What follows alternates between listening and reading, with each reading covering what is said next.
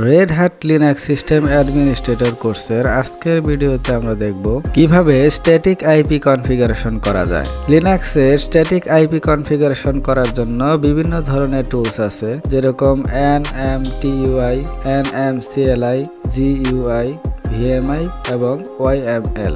আমরা আজকে এই দুইটা পদ্ধতিতে দেখব, আর গ্রাফিক্যাল ইউজার ইন্টারফেস দিয়ে তো আপনারা পারবেনই, এটাও শেষে আমরা দেখাবো। তো এখন দেরি না করে চলুন শুরু করা যাক।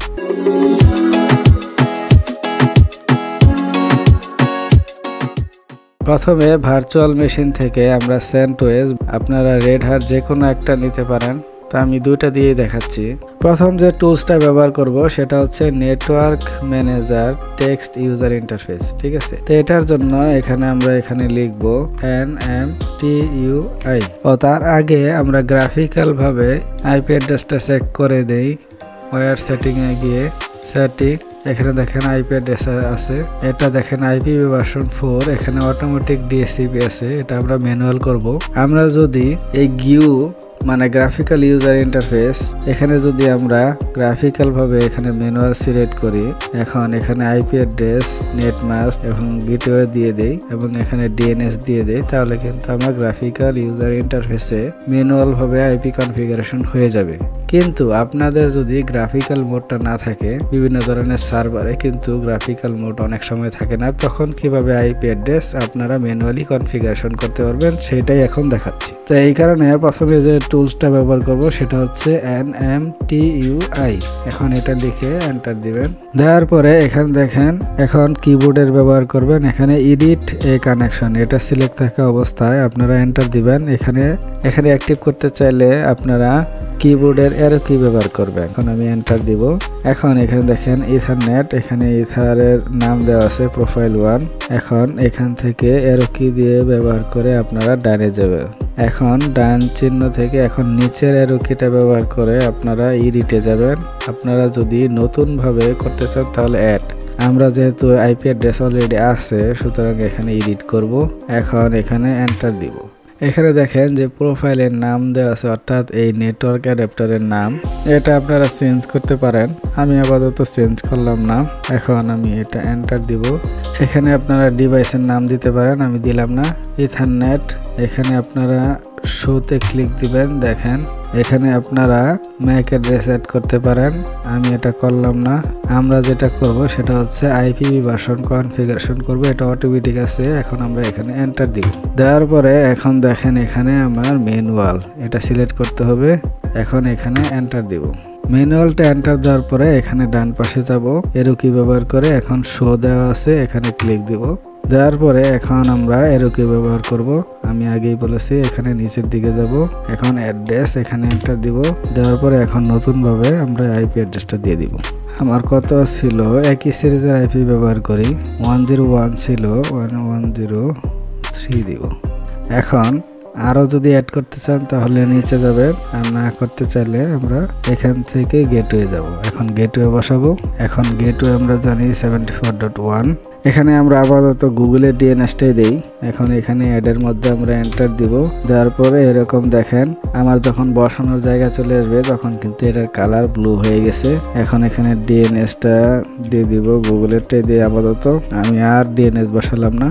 আর যদি বসাতে চান তাহলে অ্যাডে ক্লিক দিবেন, এখান থেকে সব হয়ে গেছে। এখানে নিচের দিকে যাব, এখানে IPv ভার্সন 6 কনফিগারেশন করব না, আমি পরবর্তী ভিডিওতে দেখাবো যে কিভাবে IPv ভার্সন 6 এখানে কনফিগারেশন করা যায়। এখান থেকে আপনারা ওকে প্রেস করবেন। প্রেস করার পরে এখান থেকে আবার ডান পাশে যাব, ডান পাশে যাওয়ার পরে এখান থেকে ব্যাক করব।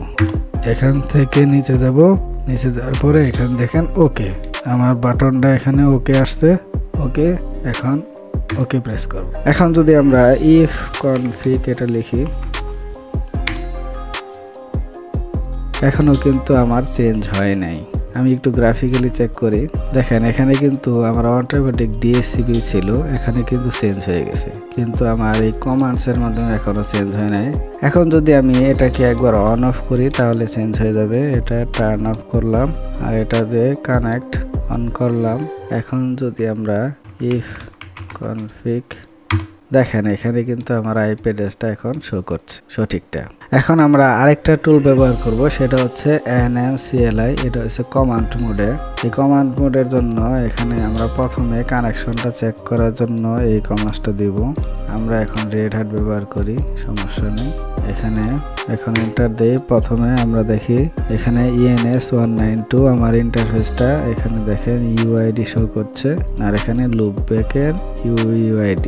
ঠিক আছে, এরপর IP অ্যাড্রেস বসানোর জন্য প্রথম যে কমান্ডটা দিব সেটা হচ্ছে NMCLI। এখানে কন মানে কানেকশনটা কি করব, মডিফাই করব কোন ইন্টারফেসের জন্য। আমরা জানি ENS192 আমার ইন্টারফেস নামটা হচ্ছে এটা, কোটেশনের মাধ্যমে আটকে দিব। এখন আমরা লিখব আমরা কি ধরনের IP দিব, IP ভার্সন 4.addresses। বানানটা খেয়াল করবেন। এখানে আমার IP অ্যাড্রেসটা দিয়ে দিব। এখানে দেখেন আমি IP অ্যাড্রেসটা দিয়েছি। এখানে সাবনেট মাস্ক দিব 24, তারপরে এন্টার দিব। এখন আমরা IP অ্যাড্রেস বসালাম, এখন গেটওয়ে বসাবো।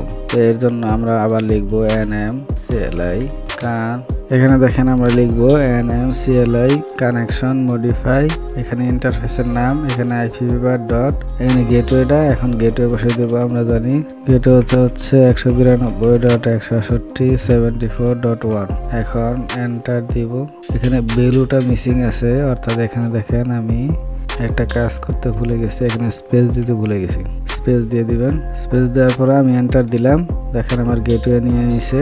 এখানে সেম ভাবে আপনারা এখানে DNSটা বসিয়ে নেবেন। এখানে কানেকশন আর কন যে কোনো একটা ব্যবহার করতে পারেন, কোনো অসুবিধা নেই। এখন এন্টার দেই। এখন যে কাজটা করতে হবে সেটা হচ্ছে আমি যে ম্যানুয়াল বসাচ্ছি এটা লিখে দিতে হবে। এখানে দেখেন ইন্টারফেস নাম, এখানে NMCLI যা আছে তাই। এখন এন্টার দিব। এখন এটাকে অটো রিকানেক্ট করব, অর্থাৎ অটো কানেক্ট করব। এখানে অটো কানেক্ট ইয়েস লিখে দিব এখানে। এখন এন্টার দিব। এখানে লক্ষণীয় বিষয় হচ্ছে এখানে কিন্তু ডাবল কোটেশন নেই, এটা কিন্তু খেয়াল করবেন। এখন আমাদের সর্বশেষ কাজ হচ্ছে একবার ডাউন করব, একটা আপ করব। ঠিক আছে, এখন এখানে ইন্টারফেসের নামটা দিয়ে দিব, আমি জানি 192। এখন এন্টার দিলাম, এটা ডাউন হয়ে গেল। এখন আবার এটা আপ করে দিব। এখানে ডাউনের জায়গায় শুধু আপ লিখে দিব। আপ হয়ে গেল, আমার এখানে অ্যাক্টিভ আছে। এখন যদি আমরা IP লিঙ্ক কমান্ডটা দেই, দেখেন এখানে আমার স্টেটটা কি আছে, আপ আছে। ঠিক আছে, এখন আমরা গ্রাফিক্যালি চেক করব যে আমার এখানে ম্যানুয়াল আছে কিনা। এখান থেকে সেটিং এ যাই, এখানে দেখেন ম্যানুয়ালি সেট করা আছে। ঠিক আছে, আপনাদের যদি গ্রাফিক্যালি অ্যাক্সেস থাকে তাহলে কিন্তু সহজে এই গ্রাফিক্যালি আপনারা IP অ্যাড্রেস বসাতে পারেন। আর যদি না থাকে আপনারা দুইটা টুল ব্যবহার করতে পারেন। এই দুইটা টুলই জনপ্রিয়। আপনারা ইচ্ছা করলে VMware এডিটরের মাধ্যমেও কিন্তু আপনারা এই IP অ্যাড্রেস বসাতে পারেন। তা আজকের মতো এই পর্যন্তই। সেই পর্যন্ত ভালো থাকবেন, সুস্থ থাকবেন। আসসালামু আলাইকুম।